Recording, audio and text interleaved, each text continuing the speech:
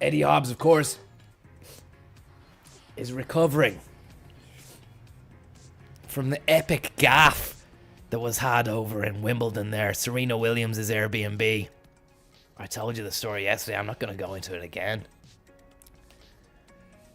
Lead-lined casket crammed to the gills with Grey Goose, courtesy of O'Brien's Wines,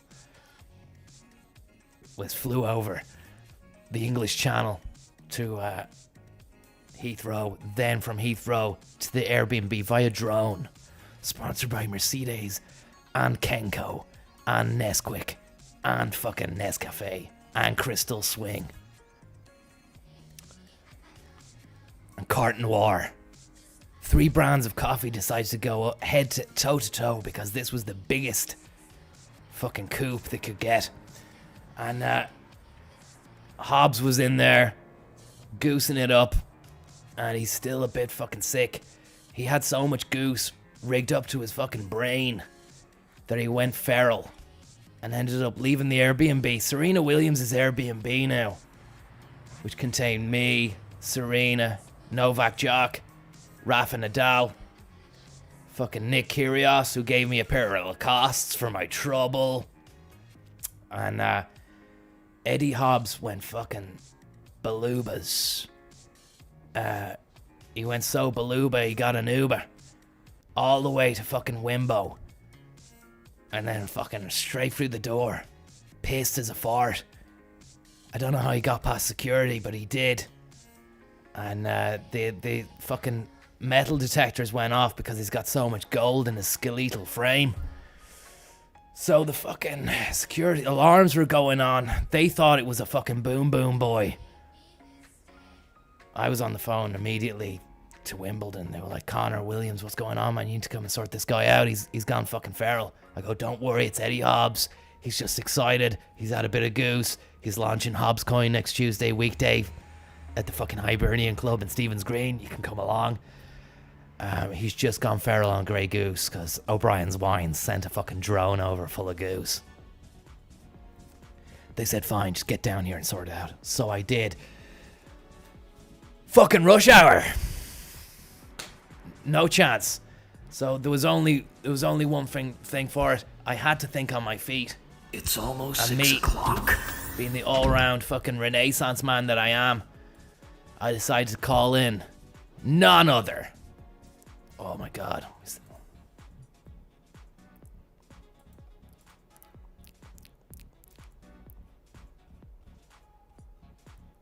None other than the fucking helicopter. I flew that fucking thing from Knightsbridge all the way to Wimbledon.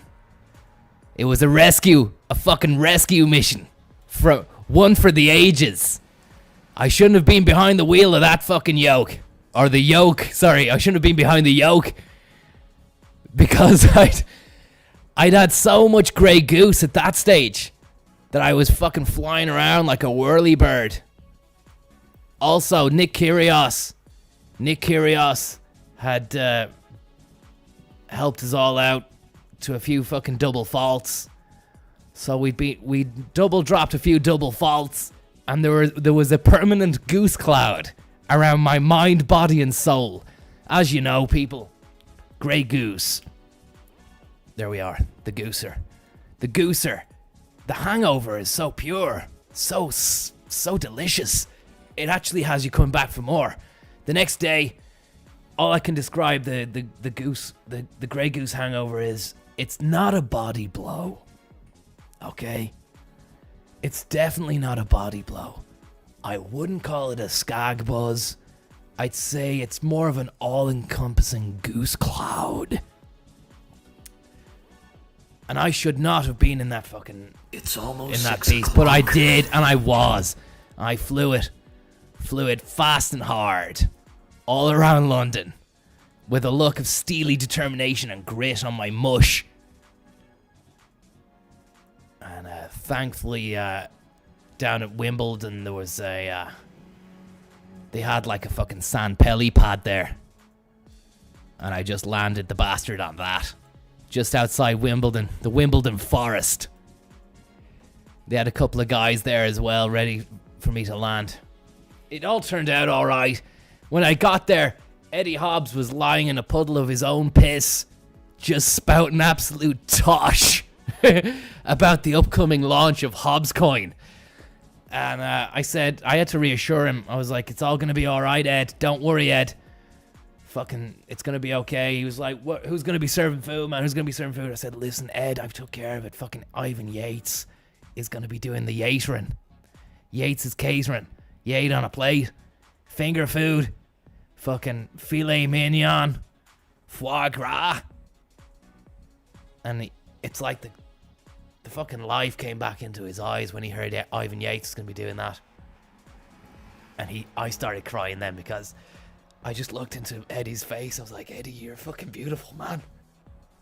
You're fucking great. And I mean that. Not in a fucking gay way, but in a fucking, you're like a brother, man. And you're worth your weight in gold. Not literally, though. Because your bone, your skeletal frame is made of gold. So, got back in the helicopter, the sand helicopter, and fucking drove Ed back to the Gaffe, back to Serena's. Everything was nice and serene. When we got there was a fucking chill out Cafe Del Mar set on the fucking decks. Nick Kyrgios was on the fucking Zans, and he was underarm serving. Nick Kyrgios was underarm serving tennis balls, which were crammed full of Grey Goose from O'Brien's Wines, lead lined.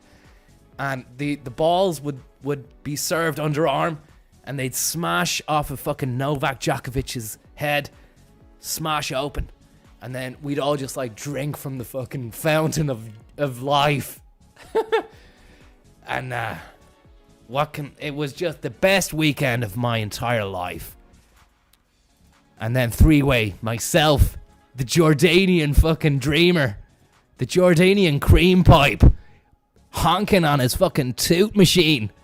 Me, playing that bass all night. No use for that fucking, ponytail. And then JBP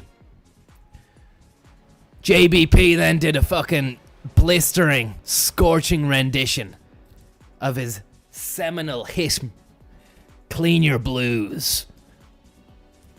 And we all just fucking cried and hugged it out. It's beautiful stuff.